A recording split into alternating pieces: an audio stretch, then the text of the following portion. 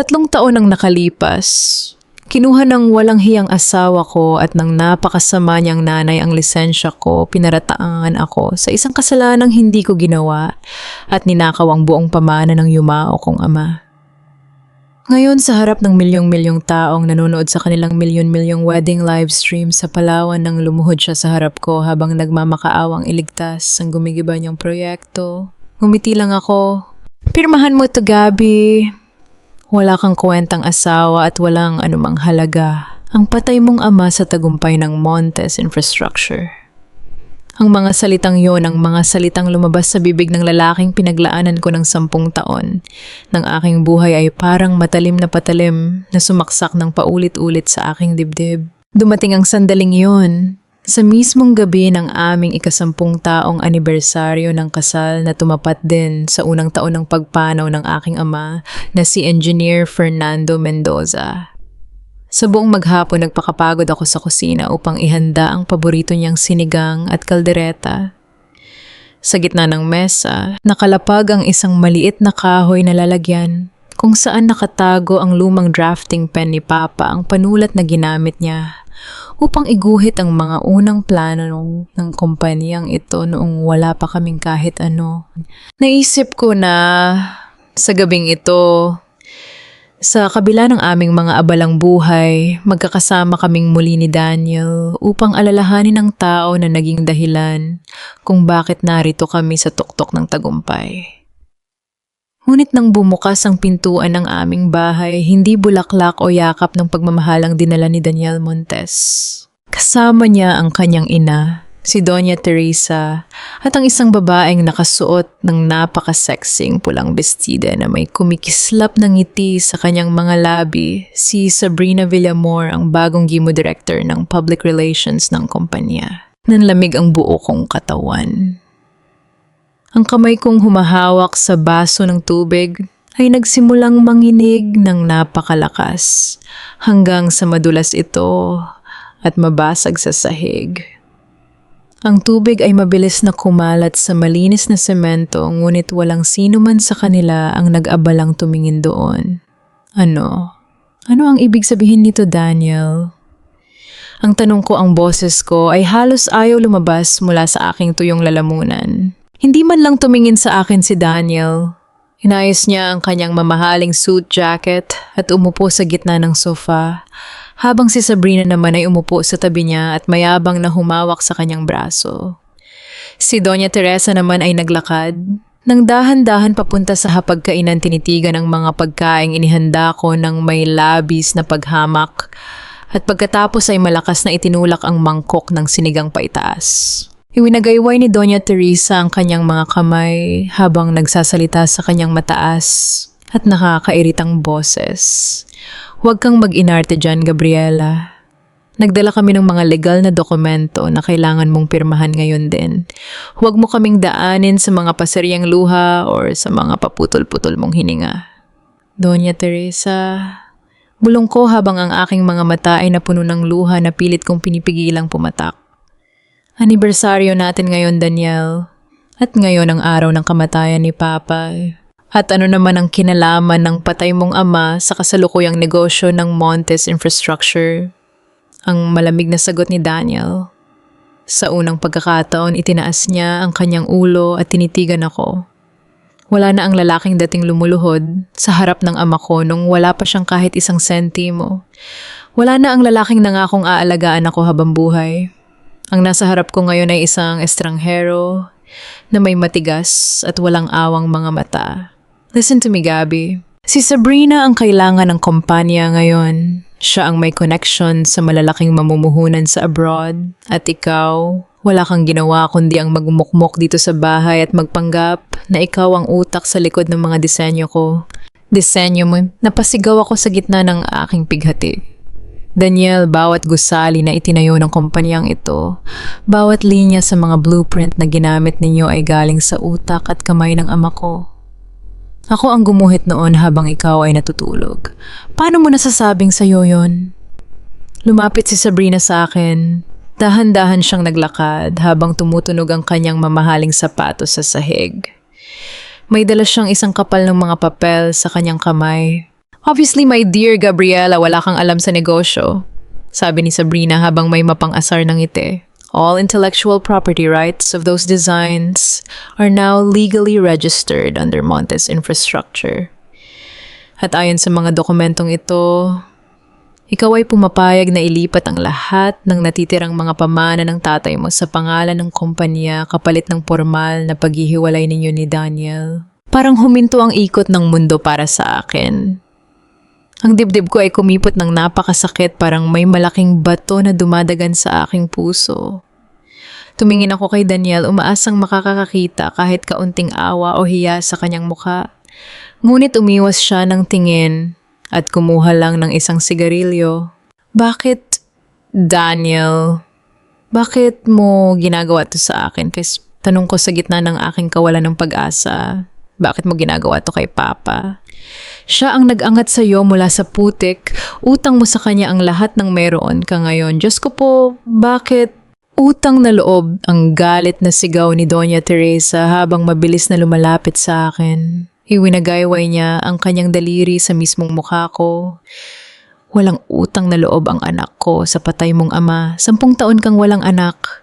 10 taon kang walang silbi sa pamilyang to kundi ang maging pabigat. Huwag mong ipasok ang hiya rito dahil ikaw ang nagdadala ng kamalasan sa pangalan ng mga Montes. Sa gitna ng galit ng aking balintataw, nanginginig ang buo kong katawan. Lumapit ako sa mesa upang kukunin ang maliit na kahoy na lalagyan kung saan nakatago ang fountain pen ni Papa, ang huling alaala ng kanyang dignidad. Ngunit, bago ko pa ito mahawakan, mabilis na itinaboy ni Doña Teresa ang aking kamay at kinuha ang lalagyan. Ito ba ang pinagmamalaki mo, ang galit na sigaw ng matanda? Mabilis siyang naglakad papunta sa bukas na bintana. Ang ulan sa labas ay napakalakas at ang hangin ay mabilis na humahagupit sa mga puno.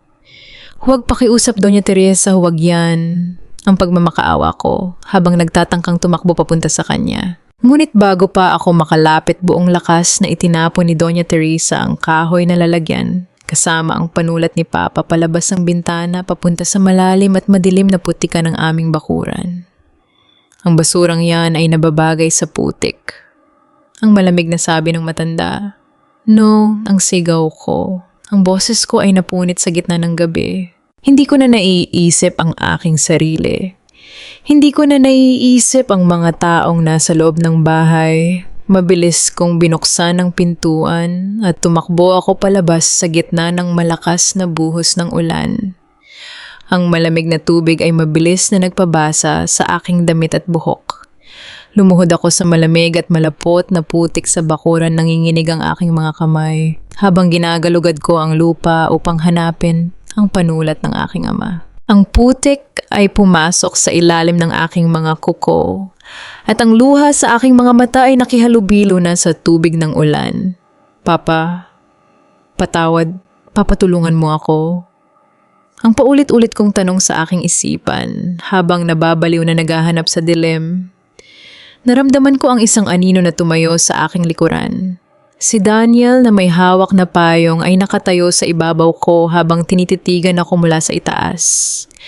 Inihagis niya ang mga dokumento at isang ballpen sa putikan sa tabi ng aking mga tuhod. Pirmahan mo na yan, Gabi. Ang sabi niya ang kanyang boses ay walang anumang bakas ng damdamin. Huwag mong ipahiya ang sarili mo sa mga kapitbahay sa ginagawa mong yan. Kapag pinirmahan mo yan, hahayaan kitang umalis ng tahimik. Kapag hindi, sisiguraduhin kong wala ni isang kumpanya ng arkitektura sa buong Pilipinas ang tatanggap sa'yo. Nakatitig ako sa mga papel na mabilis na nababasa sa putik. Ang aking puso ay tuluyan ng nawalan ng tibok para sa lalaking ito. Ang sakit ang pighati at ang galit na ilang taon kong itinago ay biglang naglaho, pinalitan ng isang napakalalim at napakamalamig na katahimikan. Kinuha ko ang ballpen mula sa putik. Sa gitna ng buhos ng ulan habang nakaluhod sa basang lupa at nakatitig sa lalaking nagnakaw ng aking buhay, inilagay ko ang aking pirma sa huling pahina ng dokumento. Kinuha agad ni Daniel ang papel mula sa aking kamay. Tiningnan ang pirma ng may kasiyahan at pagkatapos ay tumalikod na siya ng walang alinlangan upang pumasok sa loob ng bahay kasama si Sabrina at ang kanyang ina. Naiwan akong nakaluhod sa putikan basang-basa sa ulan habang nakakulong ang aking mga daliri sa maliit na fountain pen ni Papa na wakas ay nahanap ko sa ilalim ng basang lupa. Inangat ko ang aking ulo patungo sa madilim na kalangitan. Ang ulan ay patuloy na bumuhos ngunit sa unang pagkakataon sa loob ng 10 taon, hindi na ako umiyak. Ang babaeng naniwala at nagpakagago ay namatay na sa gabing ito sa gitna ng putikan. At ang natira na lamang ay ang anak ni Engineer Fernando Mendoza, isang babaeng nakahandang maghintay hanggang sa muling magbukas ang pintuan ng katarungan. Ang ingay ng hangin at ulan ay napalitan ng mga pabulong na boses ng aming mga kapitbahay. Sa tapat ng aming gate sa tabi ng sari-sari store na paboritong tambayan ng mga tao sa barangay. Itinapon ng mga tauhan ni Doña Teresa ang 2 kong lumang maleta. Lagapak na nahulog ang mga ito sa basang kalsada at nabuksan ang isa dahilan upang kumalat ang aking mga damit sa putikan. Nakatayo si Doña Teresa sa may balkonahe, nakaangat ang kanyang baba habang nakatingin sa akin mula sa itaas. Umalis ka na rito, Gabriela. Huwag ka nang magpapakita pa sa pamilya namin. Walang lugar sa bahay ng anak ko ang isang babaeng walang silbi at walang utang na loob. Narinig ko ang bulungan ng mga taong nakatayo sa ilalim ng bubong ng tindahan. Diyos ko, pinalayas na pala si Gabi. Kahit kailan talaga matigas ang ulo niyan. 10 taon ng kasal pero hindi man lang nabigyan ng anak si Daniel. Kawawa naman si Daniel, nagpakapagod para sa kumpanya habang ang asawa niya ay walang ginagawa kundi ang magkulong sa bahay. Ang bawat salita ay parang mga nakakapasong karayom na sumusungkit sa aking balat. Naramdaman ko ang matinding hiya na pumuno sa aking dibdib. Ngunit hindi ako yumuko. Hindi ako umiyak sa harap nila. Hindi ako nagmakaawa kina Doña Teresa at Daniel na nakatayo lang sa likod ng kanyang ina habang nakahawak sa baywang ni Sabrina. Tinalikuran ko sila. Isang maliit na bag lang ang bit-bit ko sa loob noon. Ay ang basang drafting pen ng aking ama at ang huling patak ng aking dignidad. Nagtuloy-tuloy ang aking mga hakbang sa gitna ng dilim at buhos ng ulan hanggang sa makarating ako sa pampublikong sementeryo ng lungsod ng Marikina. Madilim at tahimik ang buong paligid. Ang tangi lamang naririnig ay ang patuloy na pagbuhos ng ulan at ang pagsway ng mga lumang puno ng balete. Mabilis kong hinanap ang punong krus na gawa sa puting marmol. Nang makita ko ang pangalan ni Papa Engineer Fernando Mendoza, ay biglang nawala ng lakas ang aking mga binti. Tumatakbo akong lumapit at nagpatihulog sa harap ng kanyang nitso. Papa, ang ungal ng aking boses na napunit sa gitna ng katahimikan ng gabi. Yumakap ako sa malamig na marmol, ang aking mga daliring puno ng putik at may kaunting natuyong dugo mula sa nakaraang gabi ay dahan-dahang humawak sa nakaukit na pangalan ng aking ama. Dito sa lugar na ito kung saan walang nakakakita, sa lugar na walang kapitbahay na nanghuhusga o biyanan, na nang-aapi tuluyan ng sumabog ang sakit sa aking dibdib. Papa, patawad. Patawad dahil hindi ko na ipaglaban ang pangalan mo. Ang basag kong bulong habang ang aking dibdib ay nauuga sa labis na pag-iyak. Binigay ko ang lahat sa kanya, Papa. Binuo ko ang kanyang mga pangarap gamit ang iyong mga ideya pero winarak niya ang ating dalawa. Kinuha nila ang lahat.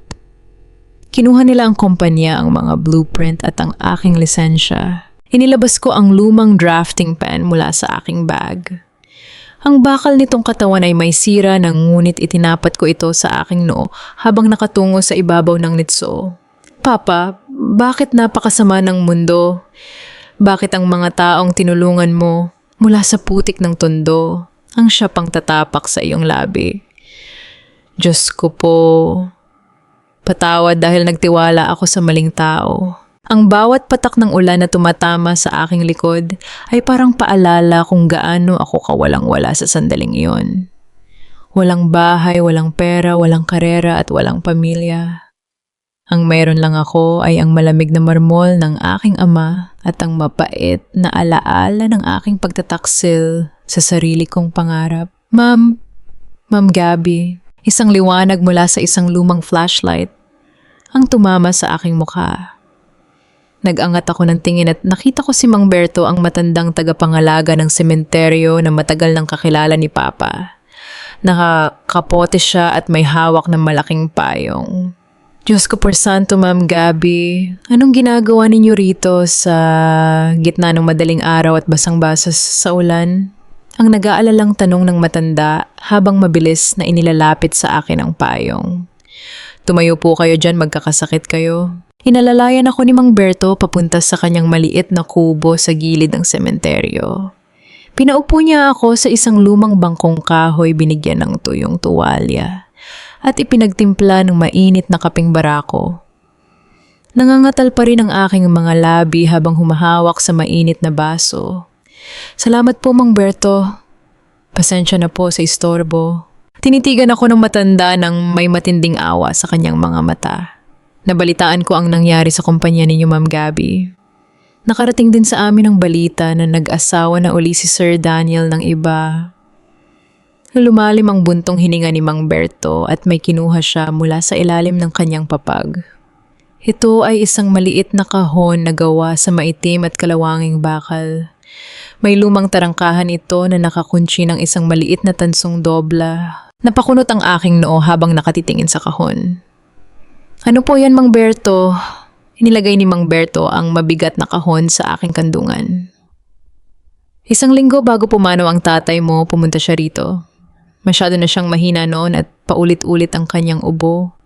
Inabot niya sa akin ang kahon na ito at sinabing, napatigil ang matanda, tila inaalala ang eksaktong mga salita ng aking ama. Berto, sabi ng tatay mo sa akin, kapag dumating ang araw na nawala ang lahat kay Gabby, kapag itinapon siya ng mga taong pinagkatiwalaan niya at pinatunayan ni Daniel na ang kasakiman niya ay mas matimbang kaysa sa pagmamahal, ibigay mo sa kanya ang kahon na ito. Dahil sa loob nito nakatago ang tunay na pamana ng pamilya Mendoza. Inabot sa akin ni Mang Berto ang isang maliit na tansong susi na nakatali sa isang lumang pulang sinulid.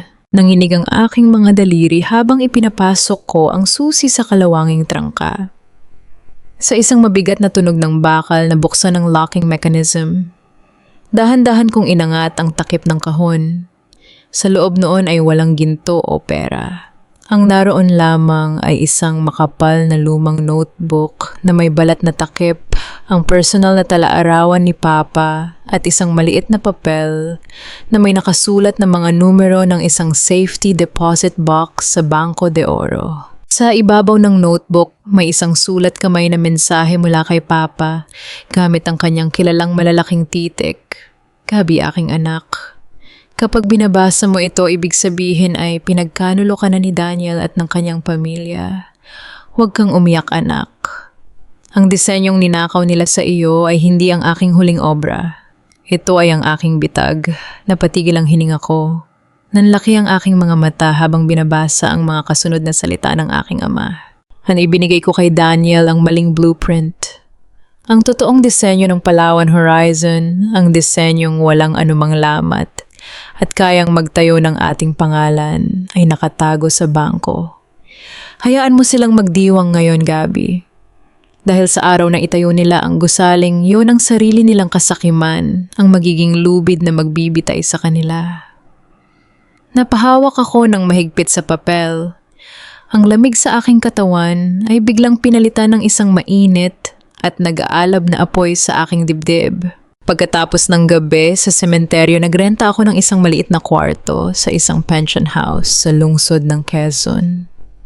Sa tulong ng susi at papel mula sa kahon ni Papa, pumasok ako sa Banco de Oro upang buksan ang kanyang safety deposit box.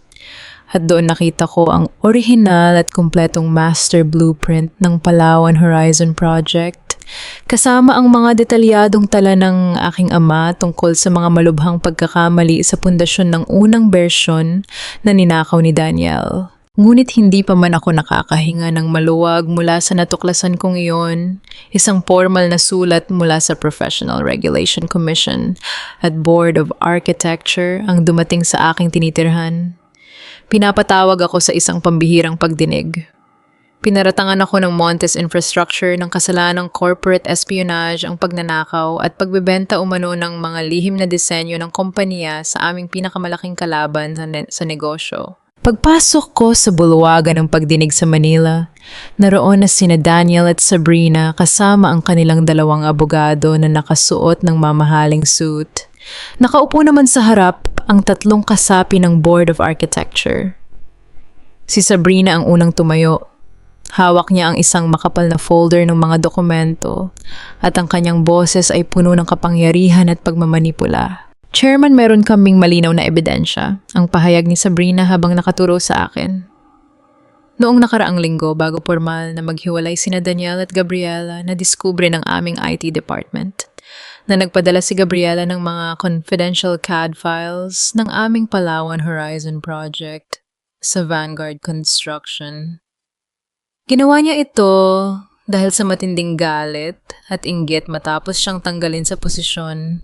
Inilapag ng abogado ni Daniel ang mga printed email logs sa mesa ng chairman. Lahat ng iyon ay gawa-gawa mga peking talaan ng email na ginamitan ng aking dating account sa kompanya. Tumingin sa akin ang chairman ng board. Ang kanyang mukha ay seryoso at walang kapatawaran. Architect Gabriela Mendoza, ano ang masasabi mo sa mga paratang na ito? Totoo ba na ibinenta mo ang mga pagmamay-ari ng Montes Infrastructure at KCOMs? Tumingin ako kay Daniel. Nakayuko siya, nagpapanggap na nalulungkot at nasasaktan para sa akin sa harap ng board. Masakit para sa akin ang makita ang asawa ko sa ganitong kalagayan, Chairman. Ang drama ni Daniel habang hawak ang kanyang dibdib. Pinagkatiwalaan ko siya, ngunit ang ginawa niya ay ang ipagkanulo ang buong kompanya at ang aming mga manggagawa. Napakagaling nilang umarte. Isang perpektong palabas upang tuluyan akong sirain at linisin ang pangalan ng kanilang bagong relasyon sa harap ng publiko. Alam kong kung ilalabas ko ang mga orihinal na papel ni Papa ngayon at patutunayan kong ako ang tunay na may-ari ng mga disenyo, maghihinala si Daniel. Susuriin niyang mabuti ang blueprint na ninakaw niya, matutuklasan niya ang malaking technical na pagkakamali sa pundasyon at maiwawasto niya ito bago magsimula ang construction. Upang gumana ang bitag ng aking ama, kailangan nilang manalo ngayon. Kailangan nilang maging kampante at maniwala na ako ay tuluyan ng nadurog at wala ng kakayahang lumaban. Huminga ako ng malalim. Itinaas ko ang aking ulo, itinuwid ang aking likod, at tinitigan ng tatlong kasapi ng board nang walang anumang takot o pagmamakaawa sa aking mga mata. Wala akong ibinentang kahit anong blueprint sa Vanguard Construction yung malamig at dahan-dahan kong pahayag.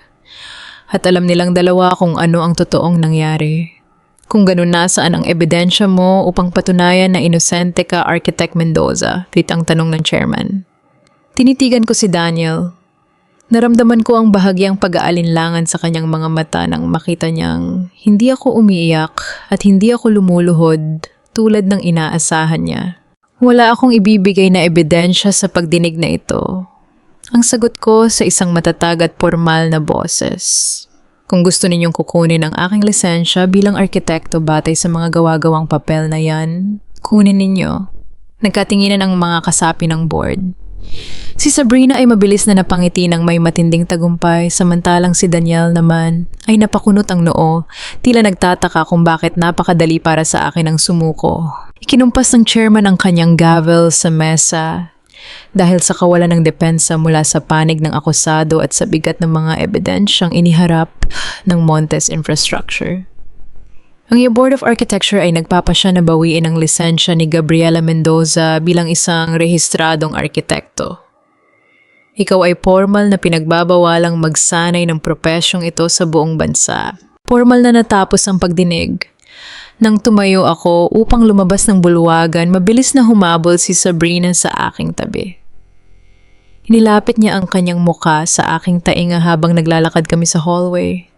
Tingnan mo nga naman ang buhay, Gabi, ang pabulong na panunukso ni Sabrina. Nawala sa'yo ang asawa mo, nawala ang bahay mo at ngayon, wala ka ng karera. Wala ka ng kahit ano. Ikaw ay isang basurang arkitekto na walang lisensya. Lumingon ako sa kanya. Ang aking mga mata ay naging kasing lamig ng bakal. Hinarap ko si Sabrina at tinitigan ko rin si Daniel na nakatayo sa kanyang likuran. Magsaya kayo sa korona ninyo ngayon, Sabrina. Ang pabulong kong sagot ang boses ko ay sapat lang upang marinig nilang dalawa. Dahil kapag bumagsak ang kaharian ng kasinungalingan na itinayo ninyo, walang pera, walang PR team at walang kasinungalingan ang makakapagligtas sa inyong dalawa. Bahagyang napatigil si Sabrina sa aking mga salita samantalang si Daniel ay napaatras ng isang hakbang. Lumabas ako ng gusali ng PRC nang nakatayo ang aking ulo. Sa lobby ng gusali nakatutok ang malaking telebisyon sa isang breaking news conference ng Montes Infrastructure. Nakalagay sa screen ang mukha ni Daniel habang nakatayo sa harap ng napakaraming mamamahayag at mamumuhunan. Hawak niya ang nakagulong blueprint na ninakaw mula sa aking ama. Ngayong araw, ang pahayag ni Daniel sa television habang may malapad ng ngiti, formal nating sinisimula ng construction ng aming flagship project, ang Palawan Horizon Resort. Ang obrang ito ang magiging simbolo ng bagong mukha ng Montes Infrastructure. Tinitigan ko ang screen ng telebisyon. Isang maliit at malamig na ngiti ang lumitaw sa aking mga labi. Itayo mo ang gusaling yan, Daniel. Ang pabulong kong sabi sa aking sarili habang naglalakad palabas sa ilalim ng liwanag ng araw. Dahil bawat semento na ibubuhos mo sa pundasyong yan ay ang sarili mong libingan. Ilang araw matapos matanggalan ng lisensya, hindi ako gumawa ng anumang ingay. Hindi ako nag-post sa social media. Hindi ako pumunta sa mga istasyon ng telebisyon upang magsumbong at hindi ako tumawag kanino man upang magmakaawa. Ang aking katahimikan ay naging isang malaking palaisipan sa mga taong nakapaligid sa akin, lalo na kina Daniel at Sabrina, na nag-aakalang ang aking pananahimik ay tanda ng aking tuluyang pagkasira. Ngunit habang ang buong lungsod ay abala sa pag-uusap tungkol sa di umano'y pagnanakaw ko ng mga disenyo ng Montes Infrastructure, tahimik akong naglakad papunta sa isang maliit at lumang gusali sa lungsod ng Makati. Sa ikatlong palapag ng gusaling iyon, naghihintay ang isang taong matagal nang nakakakilala sa aming pamilya, si Attorney Rafael Rafi Cruz, ang matalik na kaibigan at abogado ng aking ama. Nang pumasok ako sa kanyang tanggapan, mabilis siyang tumayo mula sa kanyang mesa at lumapit sa akin. May matinding pag-aalala sa kanyang mga mata, ngunit ang kanyang boses ay nanatiling mainit at kalmado. Gabi, hinga ng malalim, iha. Kumain ka na ba? Halika, maupo ka muna. Ang bungad ni Atty. Rafi habang inaalalayan ako papunta sa isang malambot na armchair.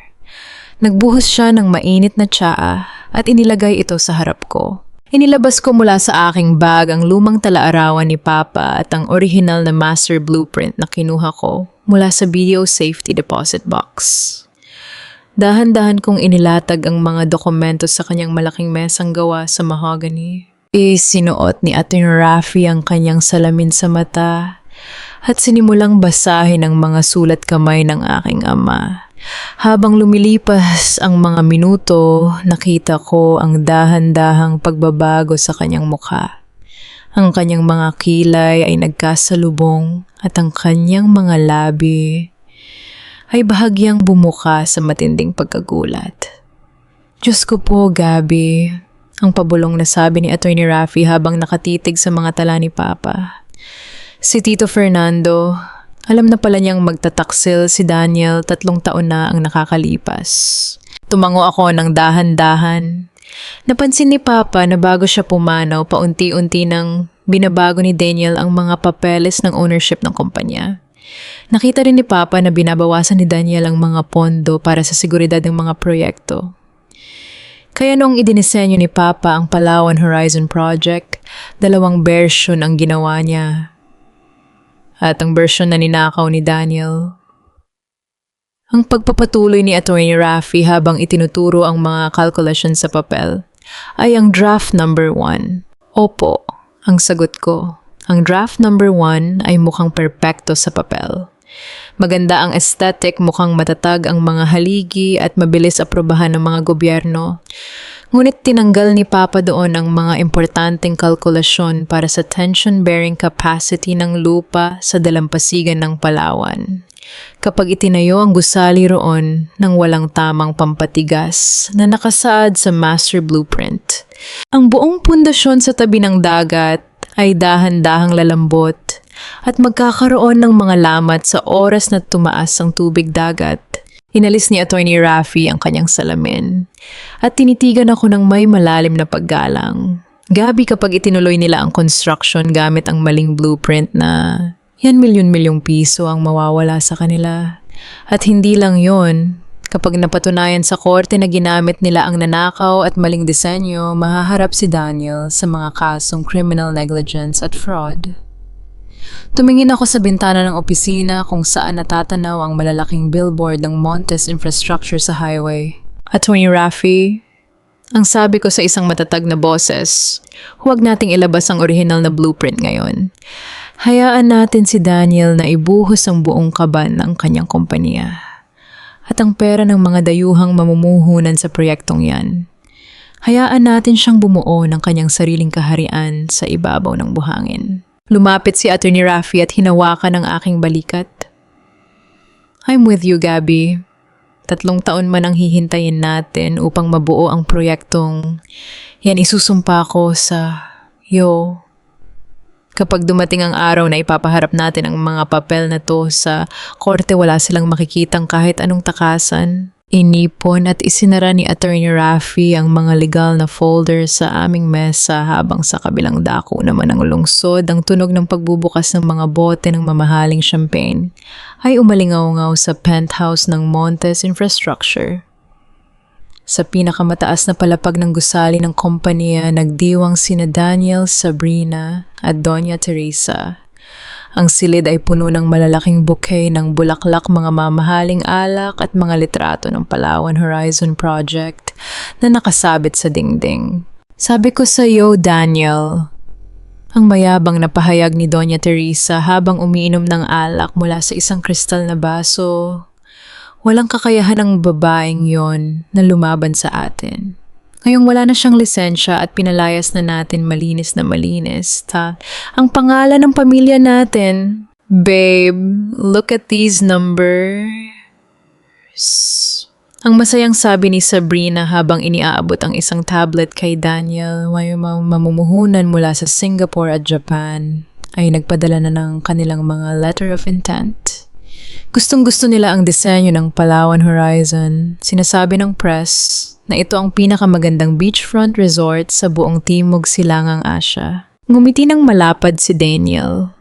Hinangat niya ang kanyang baso at tinitigan ang kanyang reflection sa salamin ng bintana. Naramdaman niya na siya na ang pinakamakapangyarihang tao sa industriya ng construction sa Pilipinas. Nabura na niya si Gabriela sa kasaysayan ng kompanya at ang lahat ng papuri ay sa kanya na napunta. Sa gitna ng kanilang pagdiwang, pumasok ang kanyang sekretarya na may dalang isang makapal na kontrata mula sa isang consortium ng mga international na bangko. Sir Daniel, ang sabi ng sekretarya, formal na po na inaprubahan ng bangko ang 2 bilyong pisong credit line para sa paunang pondohan ng Palawan Horizon Project. Kailangan na lamang po ang inyong pirma. Hinabot ni Sabrina ang isang mamahaling gintong fountain pen kay Daniel. Sign it, CEO. This is our empire now. Walang alinlangan na inilagay ni Daniel ang kanyang pirma sa bawat pahina ng kontrata.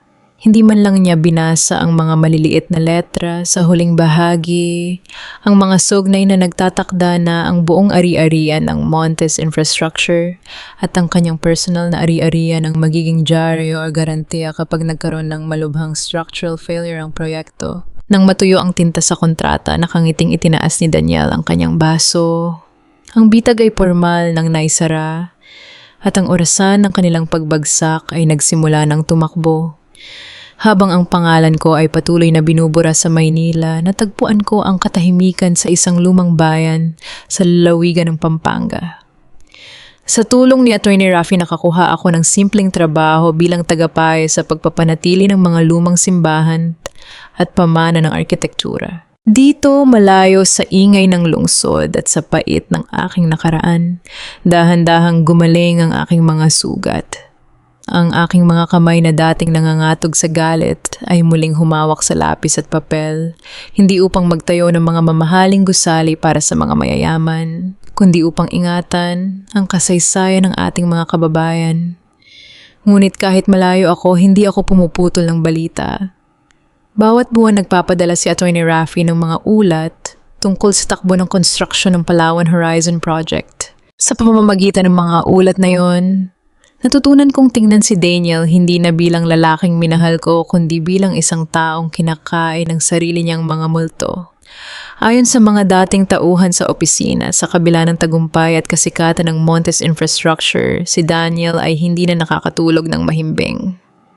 Gabi-gabi kapag umalis na si Sabrina upang pumunta sa mga marangyang party ng mga artista at negosyante, naiiwan si Daniel na nag-iisa sa kanyang malaking silid sa penthouse. Umiinom siya ng alak sa gitna ng kadiliman. Sa kanyang drawer may nakatagong isang lumang litrato ng isang 10 taong gulang na batang lalaki na nakayapak sa maruming kanal ng Tondo. May hawak na matigas na tinapay at nakatitig sa camera ng may matinding takot at gutom. Ang batang yon ay si Daniel. Si Daniel ay isang taong itinulak ng matinding takot sa kahirapan. Ang takot na yon ang naging dahilan kung bakit kinain ng kasakiman ang kanyang kaluluwa. Minsan niya akong minahal ngunit ang kanyang takot na bumalik sa putik at maging walang sino man sa lipunan ay mas matimbang kaysa sa kanyang konsensya at pagmamahal. Kadalasan kapag lasing na siya sa gitna ng madaling araw, tititigan niya ang lumang litrato at magbubulong sa hangin. Kasalanan mo ito, Gabby. Kung pumayag ka lang na ibigay sa akin ang lahat ng walang tanong-tanong, hindi sana natin kailangang umabot sa ganito. Gusto niyang paniwalaan na ako ang may kasalanan sa lahat upang gumaan ang mabigat na timbang ng kanyang konsensya. Ngunit ang katotohanan ay hindi nababago ng mga kasinungalingan. 6 na buwan mula nang magsimula ang construction sa Palawan, dumating ang unang malaking babala. Si Engineer Santos, ang pinakamatapat at pinakadesente na site engineering proyekto, ay mabilis na lumipad patungong Maynila upang makipagkita ng lihim kay Daniel. May dala siyang isang maipit na ulat tungkol sa lagay ng lupa sa dalampasigan. Mr. Montesky ang nag-aalalang pahayag ni Engineer Santos habang inilalapag ang mga datos ng soil testing sa mesa ni Daniel. May malaking problema tayo sa pundasyon. Ang ginagamit nating draft number 1 ay walang mga kalkulasyon para sa soil stabilization. Dahil malapit tayo sa dagat, ang tubig alat ay dahan-dahang pumapasok sa mga concrete pilings habang nagbubuhot tayo. Nagpantig ang tainga ni Daniel. Ano ang ibig mong sabihin, Santos? Sinusubukan mo bang sabihin na mali ang disenyo ko? Hindi po sa ganun, sir, ang mabilis na sagot ng inhinyero. Pero kailangan nating ihinto ang construction ng kahit 2 buwan upang baguhin ang pundasyon at magbuhos ng mas makapal na pampatigas. Kapag ipinagpatuloy natin ito, magkakaroon ng mga hairline cracks ang buong floor slab. Kapag tumaas ang tubig dagat at lumakas ang mga alon, ang paghinto ng konstruksyon ng 2 buwan ay nangangahulugan ng milyon-milyong pisong danyos sa mga bangko. Nangangahulugan din ito ng malaking kahihiyan sa harap ng mga dayuhang mamumuhunan. Para kay Daniel ang kahihiyan ay mas masahol pa sa kamatayan. Walang hihinto sa construction. Ang sigaw ni Daniel habang malakas na itinutulak ang mga papel pabalik kay Santos. Mabilis ninyong patuyuin ang semento, gumamit kayo ng mas murang quick-drying chemical additives at pagkasya ninyo ang budget. Pero sir, ang pagmamakaawa ng inhinyero, napakadelikado po niyan. Ang chemical additives na yan ay nagpaparamdam lang na Matigas ang labas pero sa loob ay nagiging brittle at madaling mabasag ang semento kapag nabasa ng tubig alat. Tumayo si Daniel. Kumuha siya ng isang tseke mula sa kanyang drawer, isinulat ang isang malaking halaga at inihagis ito sa harap ni Engineer Santos. Tanggapin mo yan at manahimik ka, ang malamig na utos ni Daniel. At kung ayaw mo ring matanggalan ng lisensya tulad ng dating asawa ko, siguraduhin mong matatapos ang proyektong yan sa nakatakdang petsa. Hindi tinanggap ni Engineer Santos ang tseke. Nagsumite siya ng kanyang resignation letter sa mismong araw na iyon at umalis sa proyekto. Ngunit mabilis siyang pinalitan ni Daniel ng isang batang inhinyero na madaling bayaran at handang pumirma sa mga peking safety certificate. Nang makarating sa akin ang kopyang ibinigay ni Engineer Santos, bago siya umalis, nakaupo ako sa ilalim ng punong mangga sa Pampanga, habang hawak ang lumang drafting pen ni Papa. Tinitigan ko ang mga ulat ng hairline cracks sa paunang semento ng Palawan Horizon. Nagsimula na ang paglamutak ng pundasyon, Papa, ang pabulong kong sabi sa aking sarili. At ang sarili niyang takot at kasakiman ang mismong nagmamadali sa kanyang sariling pagbagsak. Ilang araw pagkatapos noon tumawag sa akin si Atty. Raffy. Ang kanyang boses sa telepono ay puno ng matinding kahandaan. Gabby, ang sabi ni Atty. Raffy. Inanunsyo na ni Daniel ang formal na petsa ng grand opening ng Palawan Horizon Resort kasabay ng kanilang grand wedding ni Sabrina. Ipapalabas ito ng live sa buong bansa. Huminga ako ng malalim. Kailan ang petsa, Atty. Raffy? Sa mismong araw ng 3 taon mula nang palayasin kanila sa iyong bahay. 3 taon ang mabilis na lumipas. Sa loob ng 3 taong yon, hindi ako tumigil sa paghahanda. Wala na ang Gabriela na umiiyak sa gitna ng ulan habang nakaluhod sa putikan. Wala na ang babaeng tahimik na tumatanggap ng panlalait at pang-aapi ng kanyang biyenan. Sa tulong ng oras ng aking sariling pagsisikap at ng walang sawang suporta ni Atty. Raffy, muli kong binuo ang aking sarili. Sa buong Maynila at Palawan, wala kang makikitang kalsada na walang malalaking billboard ng Montes Infrastructure. Nakalagay doon ang mga mukha ni na Daniel at Sabrina na may nakasulat na The Wedding and Mega Launch of the Century Montes Horizon Palawan. Ayon sa balita sa telebisyon, ang proyekto ay umabot na sa 10 bilyong pisong halaga. Haharapin nito ang libu-libong mamumuhunan, mga opisyal ng gobyerno at mga kilalang personalidad sa buong Asia. Ipapalabas ang kanilang kasal at ang pagbubukas ng resort ng live sa pambansang television at sa lahat ng social media platforms. 2 araw bago ang malaking kaganapan, lumipad ako patungong Palawan. Nakasuot ako ng isang eleganteng puting suit, may nakatagong kulay tsokolating salamin sa mata at bitbit ang isang maitim na leather briefcase. Sa isang lihim na suite, sa isang kalapit na hotel, naghihintay si Atty. Raffy kasama si Engineer Santos, ang dating site engineer na nag-resign 3 taon na ang nakakalipas. Inilatag ni Engineer Santos ang mga pinakabagong ulat ng laser sensor testing na ginawa ng lihim ng aming technical team sa paligid ng resort. Ma'am Gabby, ang seryosong pahayag ni Engineer Santos habang itinuturo ang mga pulang tuldok sa digital map ng resort. Mas malala pa sa inaasahan natin ang lagay ng proyekto.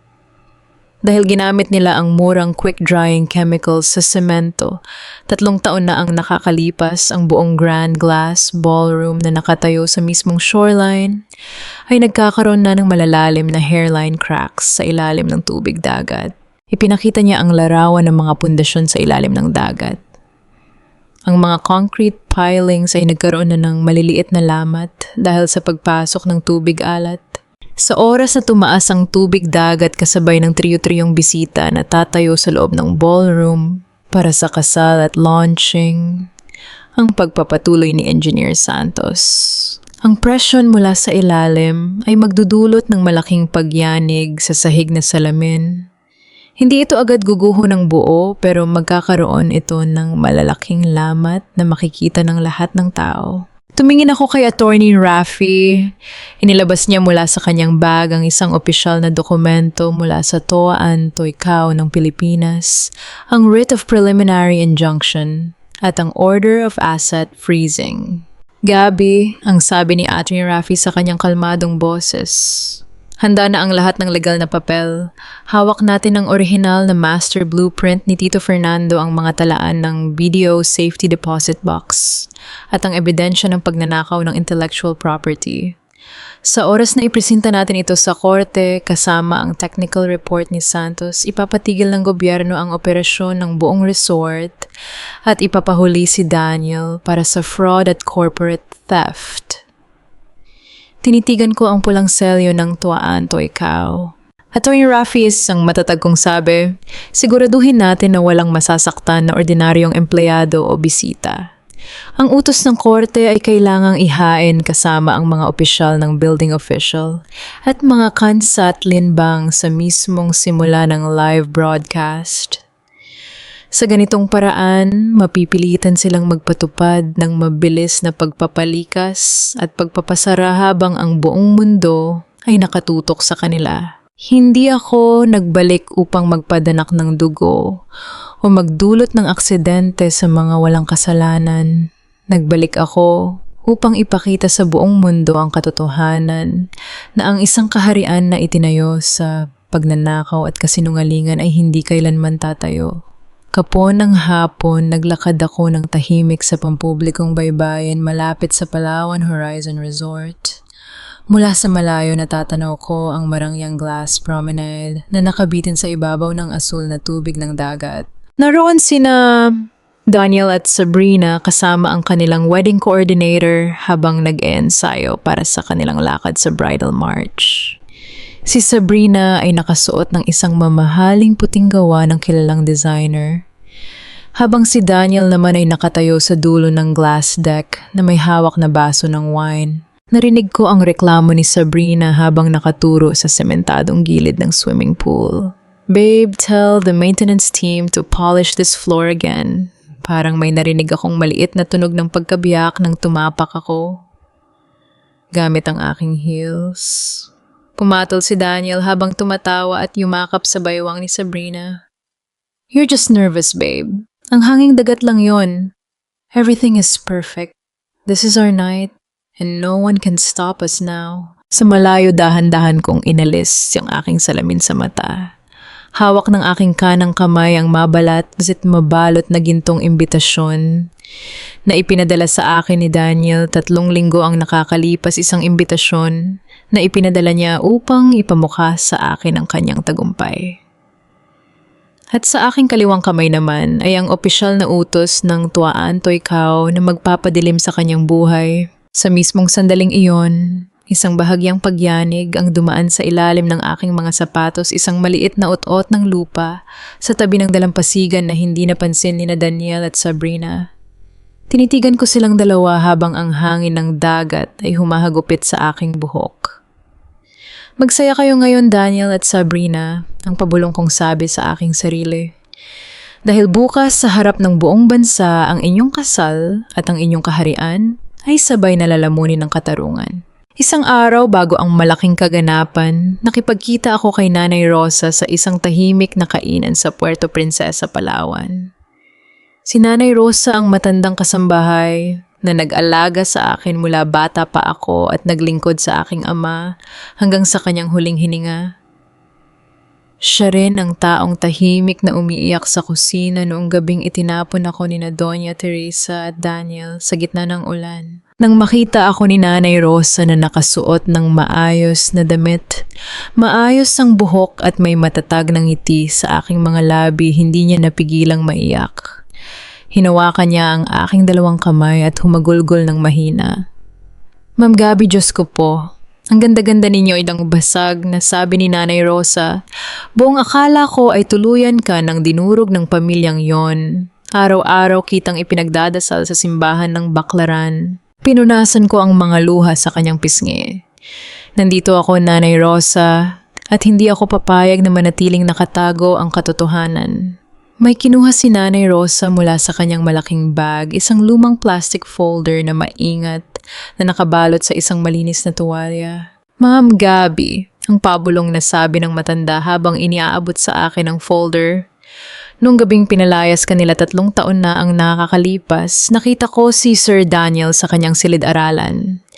Nagmamadali siyang magsunog ng mga lumang papel ng tatay mo. Ngunit bago pa man niya masunog ang lahat, may ilang papel na nahulog sa ilalim ng kanyang mesa. Binuksan ko ang folder. Sa loob noon ay ang original na site logbook na may sulat kamay ni Papa at ang isang draft ng kontrata, kung saan sinusubukan ni Daniel na gayahin ang aking pirma sa mga papeles ng intellectual property transfer 2 buwan bago pa man kami maghiwalay. Naitago ko ang mga papel na, "Yan, Ma'am Gabby, ang pagpapatuloy ni Nanay Rosa. Alam kong balang araw magagamit mo ito upang linisin ang pangalan mo at ng tatay mo. Napakagandang ebidensya. Ang kay papel na ito ang magpapatunay sa korte na ang pagnanakaw ng mga disenyo ay pagpapalsipi ka ng aking pirma ay matagal nang pinaplano ni Daniel bago pa man niya ako buhong. Inabot ko ang mga papel kay Attorney Raffy na nakaupo sa aking tabi. Tinitigan niya ang mga peking pirma at tumango ng may matinding kasiyahan. Kumpleto na ang lahat, Gabby. Meron tayong ebidensya ng forgery, corporate theft at structural negligence. Bukas, walang anumang abogado ang makakapagligtas kay Daniel. Habang nag-iipon kami ng huling ebidensya sa loob naman ng presidential suite ng Palawan Horizon Resort, nagsisimula ng mabasag ang tiwala sa pagitan ni Daniel at Sabrina. Nakatayo si Sabrina sa harap ng malaking salamin habang isinusukat ang kanyang mamahaling wedding veil na nakapalamuti ng mga diamante. Ngunit ang kanyang mukha ay walang bakas ng kasiyahan. Narinig niya ang galit na boses ni Daniel na nagsasalita sa telepono sa kabilang silid kasama ang kanyang chief financial officer. "Wala akong pakiusap sa emergency safety fund," ang sigaw ni Daniel sa telepono. "Ilipat mo ang natitirang 200 milyong piso sa aking personal na offshore account sa Singapore ngayon din. Kapag nagkaroon ng problema sa inspection bukas, kailangang ligtas ang pera ko." Narinig ni Sabrina ang mahinang sagot ng CFO mula sa speakerphone. "Pero Sir Daniel, paano po si Director Sabrina? Siya po ang nakalagay na primary signatory at corporate liability officer sa safety compliance clearance ng Palawan Horizon." Malamig na tumawa si Daniel. "Hayaan mo siya. Gusto niya ng posisyon at kasikatan. Di ba pues kailangan niyang panagutan ng mga papel na pinirmahan niya?" Napatigil ang hininga ni Sabrina sa labas ng pintuan. Nanlamig ang kanyang buong katawan. Nang umalis si Daniel sa silid upang pumunta sa session ng mga mamamahayag, mabilis na pumasok si Sabrina sa silid-aralan. Binuksan niya ang briefcase ni Daniel at hinanap ang mga legal na dokumento ng kumpanya. Doon, nakita niya ang opisyal na corporate resolution ng Montes Infrastructure. Nakasulat doon na sa oras na magkaroon ng anumang structural failure o legal na demanda laban sa Palawan Horizon Project, ang buong pananagutan sa batas ay ililipat sa pangalan ni Sabrina Villamor bilang Head of Public Relations at Project Compliance. Ginamit lang siya ni Daniel.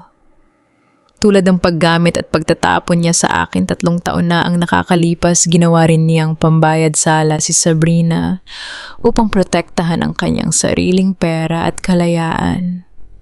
Nang bumalik si Daniel sa silid, mabilis na pinalitan ni Sabrina ang mga papel, ngunit ang kanyang mga kamay ay nangangatog sa matinding galit at takot. "Babe," ang tanong ni Sabrina habang pinipilit na maging kalmado ang kanyang boses. "Sigurado ka bang ligtas ang lahat para sa bukas? Walang magiging problema sa mga investor?" Lumapit si Daniel at humalik sa kanyang noo, ngunit ang kanyang mga mata ay walang anumang totoong pagmamahal. "Don't be paranoid, Sabrina. Everything is under control. Tomorrow we will be the richest couple in this country." Tinitigan ni Sabrina ang mukha ni Daniel sa salamin. Sa unang pagkakoro na unawaan na niya ang tunay na halimaw na pinili niyang makasama. Lumingon ako sa orasan sa aking telepono. 12 oras na lamang ang natitira bago magsimula ang pambansang live broadcast ng kanilang kasal at ang pagbubukas ng resort. Tiningnan ko ang larawan ni Papa sa aking pitaka.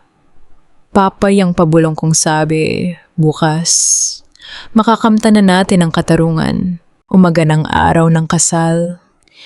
Ang sikat ng araw sa Palawan ay napakainit at nakakasilaw, ngunit sa dibdib ni Doña Teresa ang nangingibabaw ay ang isang malamig at malalim na takot na hindi niya maalis sa kanyang sistema. Bago pa man magising ang buong resort at magdatingan ng mga mamahaling bisita, lihim na nagtungo si Doña Teresa sa maliit na kapilya sa gilid ng baybayin.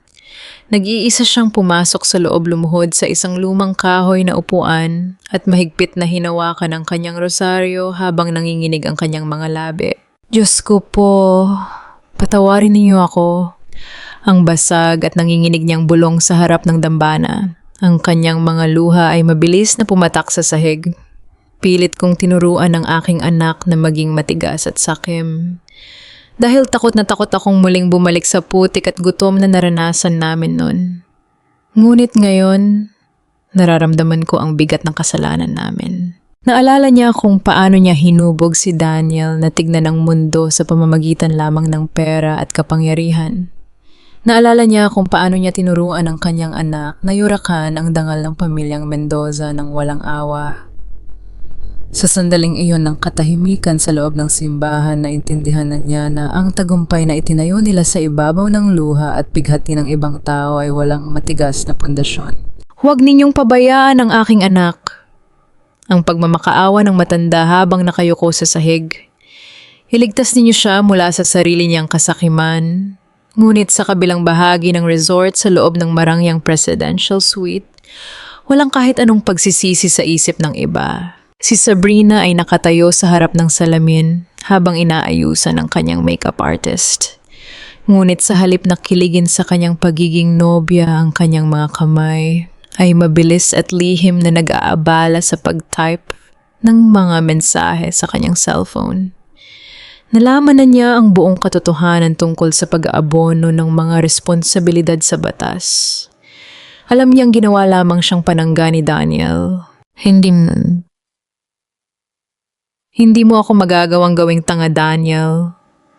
Ang pabulong na galit sa isip ni Sabrina habang nakatingin sa screen ng kanyang telepono. Nakipag-ugnayan na siya ng lihim sa isang pribadong kakilala upang maghanda ng isang speedboat na maghihintay sa pribadong pantalan ng resort pagkatapos mismo ng seremonya sa umaga bago pa man magsimula ang panggabing grand opening at pampublikong pagdiriwang.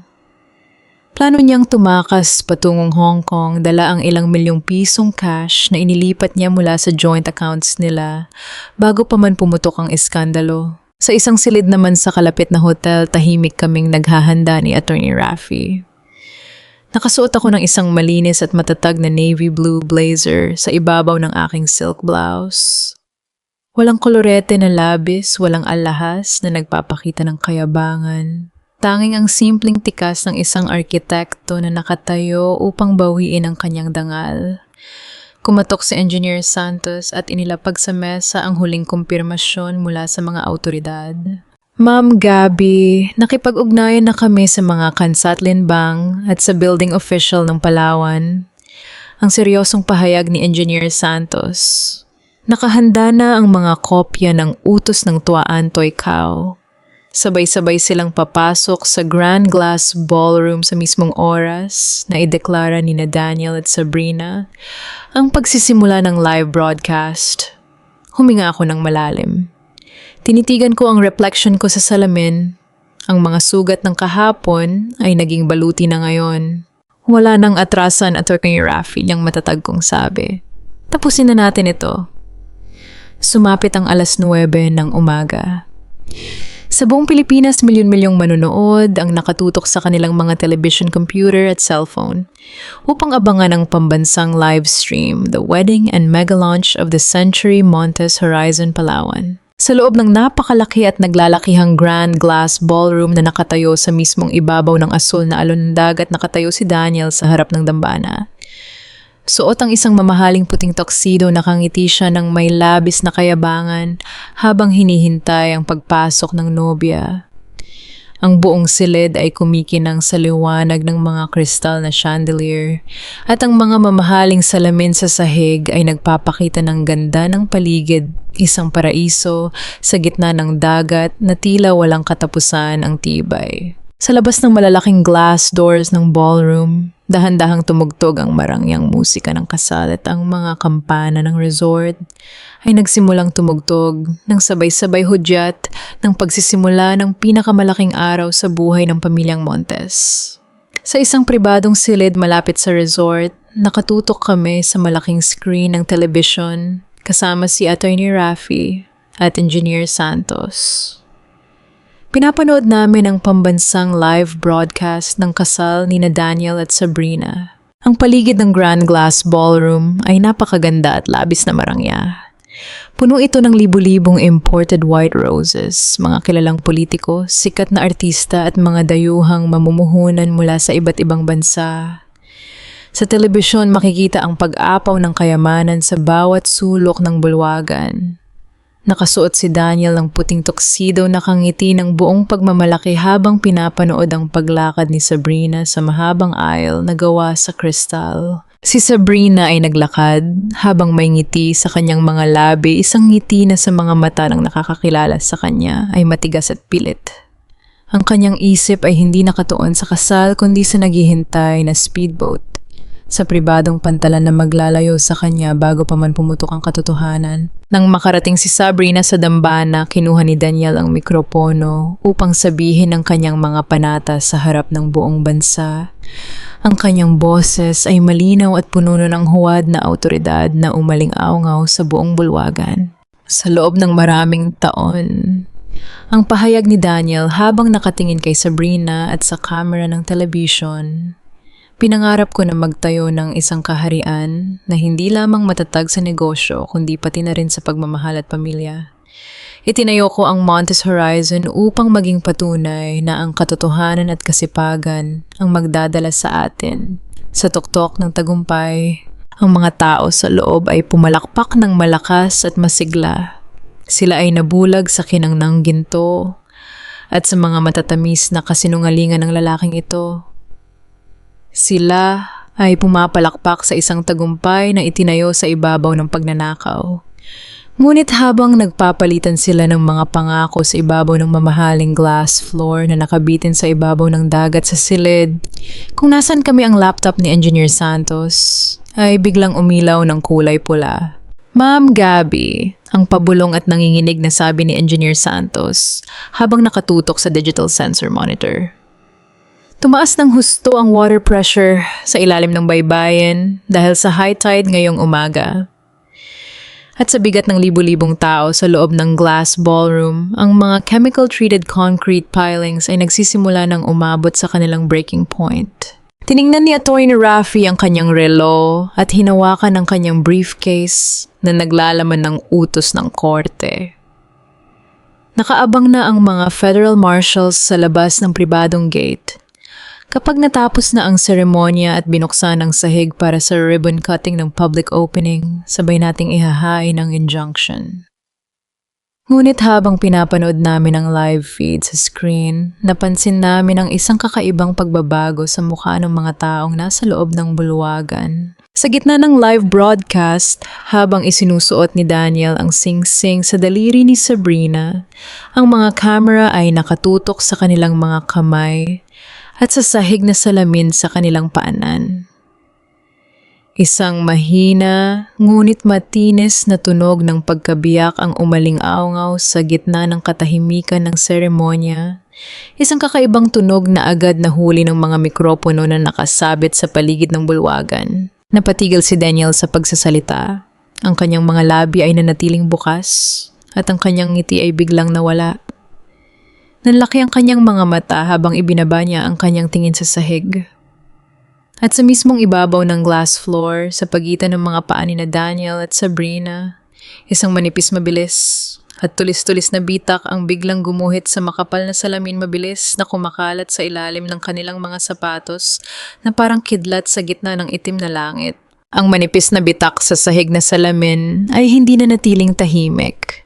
Sa loob lamang ng ilang segundo, lumawak ito at kumalat sa buong paligid ng dambana na parang sapot ng gagamba pinaliligiran ang mga paanan ng mga nagugulat na bisita. Ang mga mamahaling sapatos ng mga politiko at sikat na negosyante ay napaatras sa nanginginig na salamin. Ang mga kababaihan ay nagsimulang sumigaw, ang mga hawak nilang baso ng mamahaling wine ay nahulog at nabasag sa sahig.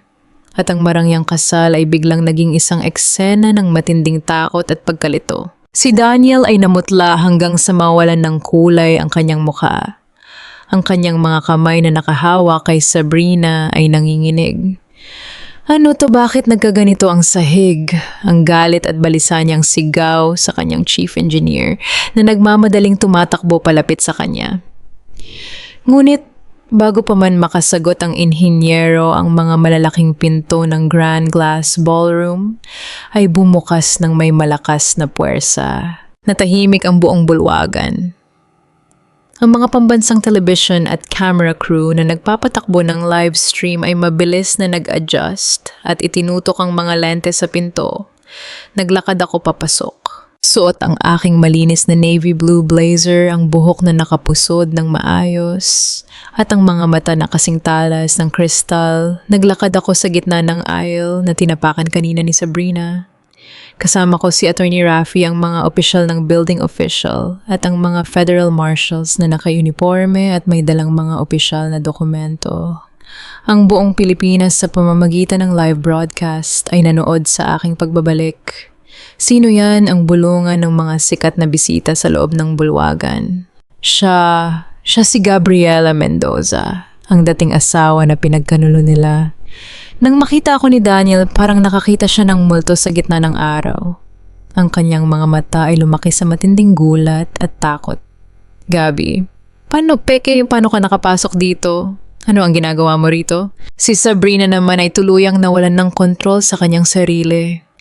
Nang marinig niya ang pangalan ko at maalala ang kontrata ng pananagutan na pinirmahan niya, bigla siyang humarap kay Daniel at hinila ang kuwelyo ng puting tuksido nito ng buong lakas. "Daniel, you son of a bitch!" Ang sigaw ni Sabrina habang umiiyak at nanginginig sa galit sa harap ng buong nasyon. Alam mo to, di ba? Alam mong babagsak ang gusaling to, kaya kaya mo inilipat sa pangalan ko ang lahat ng liability. Niloko mo ako. Marahas na tinulak ni Daniel si Sabrina palayo sa kanya.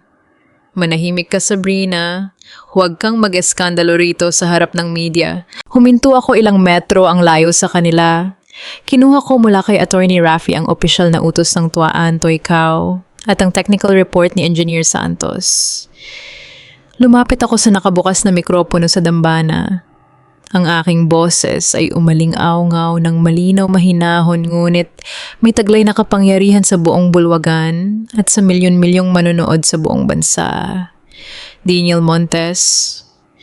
Ang sabi ko, ang aking mga mata ay tuwid na tumingin sa kanyang mga mata. Tapos na ang palabas mo. Agad na lumapit ang opisyal ng building official at hinawakan ng isa pang mikropono upang magsalita sa harap ng mga camera. Sa bisa ng utos ng tuwaan, Toy Cow, at ng mga lokal na autoridad, ang Montes Horizon Resort ay formal na ipinapasara dahil sa malubhang paglabag sa structural safety, paggamit ng peking permit at pagnanakaw ng intelektual na pag-aari. Nagkagulo ang mga tao sa loob. Ang mga mamumuhunan ay nagsimulang magtulakan palabas nang makita nilang ang sahig na salamin ay patuloy na lumalawak ang mga bitak at naglalabas ng malalim na tunog ng pagkabigo sa ilalim ng dagat.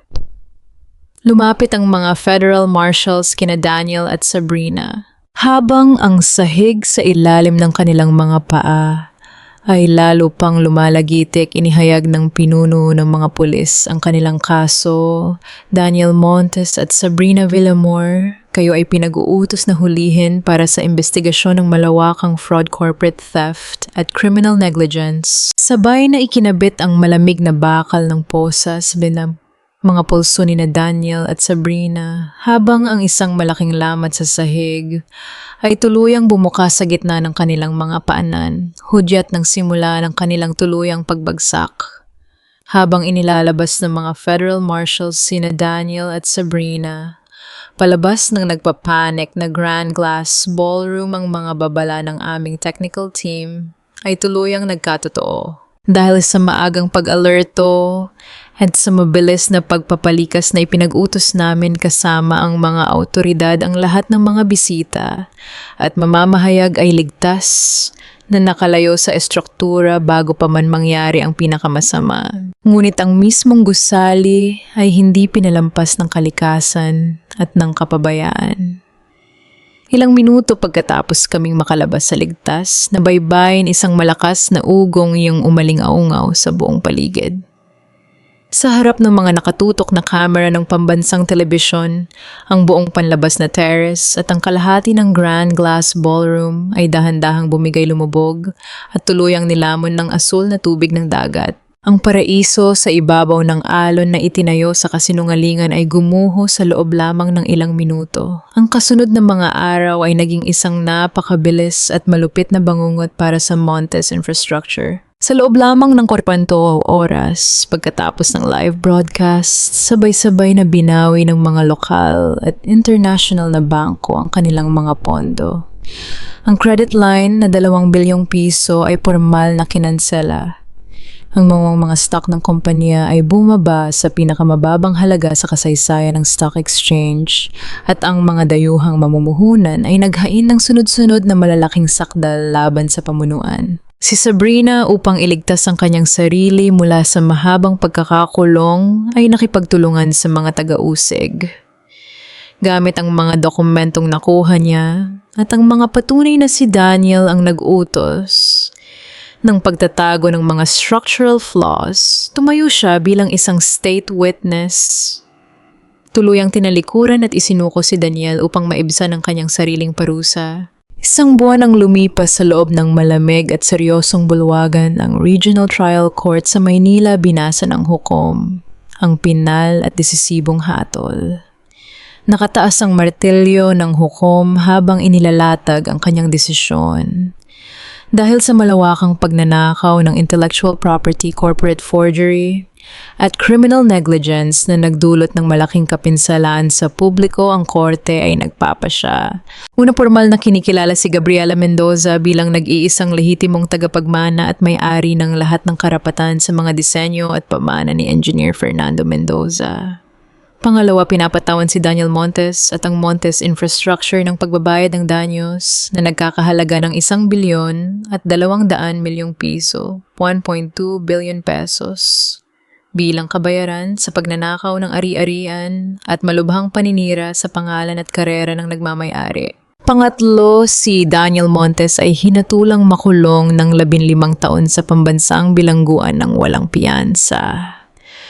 Paglabas namin ng gusali ng korte, hinarap namin ang nag-uumapaw na mga mamahayag. Si Daniel ay inilabas ng mga pulis na nakasuot ng kulay kahel na uniforme ng bilanggo at may posas sa mga pulso. Wala na ang mamahaling suit, wala na ang mayabang ng ngiti, wala na ang kapangyarihan. Ang kanyang mukha ay payat hukot at wasak na wasak. Nang dumaan siya sa aking harapan, itinigil siya sandali ng mga pulis. Tumigil si Daniel at tumingin sa akin.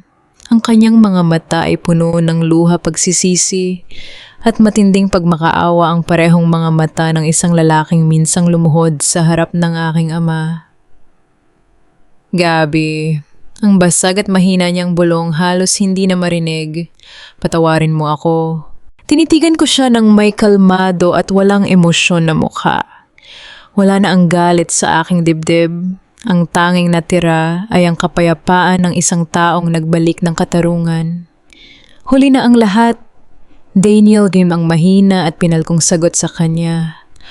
Ang hustisya ay hindi para sa mga humihingi ng tawad kapag nahuli na, kundi para sa mga taong pinanindigan ng katotohanan. Tumalikod ako sa kanya at naglakad palayo sa gusali ng korte.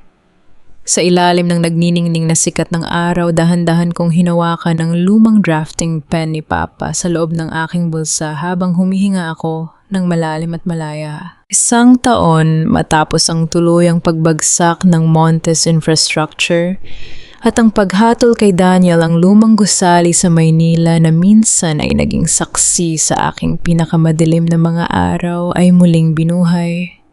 Sa pagkakataong ito, hindi ito itinayo upang magsilbi sa kasakiman, kundi upang maging kanlungan ng mga pangarap. Ipinangalan ko ito sa aking ama, ang Mendoza Design Foundation. Ang layunin ng pundasyon ay simple ngunit makabuluhan magbigay ng mga scholarship libreng tulong legal at protection sa mga batang arkitekto at inhinyero na nagmula sa mga mahihirap na pamilya upang hindi na nila maranasan ang mapagsamantalahan ng mga taong may kapangyarihan at pera. Sa araw ng formal na pagbubukas ng foundation, dumalo ang ilang mga scholar mula sa mga komunidad sa Tondo at iba pang lalawigan. Nakita ko sa kanilang mga mata ang parehong sigla at pangarap na minsan ding ikinulong at sinubukan kong patayin ng aking nakaraan. Nangako ako sa kanila habang nakatayo sa harap ng entablado. Ang arkitektura ay hindi lamang tungkol sa pagtatayo ng matataas na gusali o pagpapayaman ng mga korporasyon. Ito ay tungkol sa pagbuo ng mga ligtas na tahanan, pag-iingat sa buhay ng mga tao at paninindigan sa katotohanan sa bawat guhit na ating ginagawa. Sa unang hanay ng mga upuan, nakangiti sina Attorney Raffy at Nanay Rosa. Si Nanay Rosa ay may hawak na isang maliit na palumpon ng mga puting bulaklak habang ang kanyang mga mata ay nagniningning sa luha ng kaligayahan. Pagkatapos ng programa, pumasok ako sa aking bagong pribadong tanggapan. Sa malinis at puting dingding ng silid, nakasabit ang isang malaki at maayos na framed portrait ng aking ama, si Engineer Fernando Mendoza. Nakangiti siya rito hawak ang kanyang lumang drafting pen. Dahan-dahan kong inilagay ang naayos na panulat ng aking ama sa ibabaw ng aking bagong kahoy na mesa sa tabi ng aking mga pangkulay at lapis. Umupo ako sa silya at tumingin sa labas ng bintana. Maliwanag ang sikat ng araw sa labas. Walang ulan, walang putik at walang takot. Naunawaan ko sa wakas na ang pagtataksil ay pwedeng magnakaw ng ilang taon ng iyong buhay, pwedeng sumira sa iyong pangalan at pwedeng magdala sa iyo sa pinakamadilim na dulo ng pagdurusa. Ngunit ang katotohanan ay hindi kailanman natatalo. Kapag pinili mong panindigan ang integridad sa halip na ang paghihiganti ang mga bitag at kasinungalingan na itinayo ng mga sakim, ang siyang mismong magiging daan upang sila ay tuluyang malunod sa sarili nilang hukay. Wala na ang puot sa aking puso. Ang tanging nararamdaman ko ay ang kapayapaan at ang malalim na kalayaan ng isang taong buong-buong na ibalik ang kanyang dangal. Tumayo ako hinawakan ng drafting pen ni Papa at sinimulan ng unang guhit sa puting papel, isang bagong simula para sa isang bukas na puno ng pag-asa. Tahimik ang silid habang pinapanood natin si Gabriela na nakatayo sa harap ng larawan ng kanyang ama, hawak ang panulat na sumagisag sa kanyang tagumpay. Mga mahal kong tagapakinig, maraming salamat sa paglalakbay kasama natin sa kwentong ito hanggang sa huling yugto ng katarungan. Habang isinusulat ko ang tagpo kung saan tumalikod si Gabriela palayo kay Daniel na nakasuot ng damit bilangguan, napagtanto ko na ang pinakamagandang tagumpay sa buhay ay hindi ang paghihiganti kundi ang pagpapanumbalik ng sariling dangal. Ang kwentong ito ay hango sa mga totoong sugat at tagumpay ng mga kababaihang patuloy na lumalaban para sa kanilang pamilya sa gitna ng kawalan ng katarungan. Kung ikaw ang nasa posisyon ni Gabriela, kaya mo ras bang piliing magpatawad at palayain ang nakaraan matapos kang saktan ng ganoon kalalim? O hahanapin mo pa rin ang hangganan ng paghihiganti?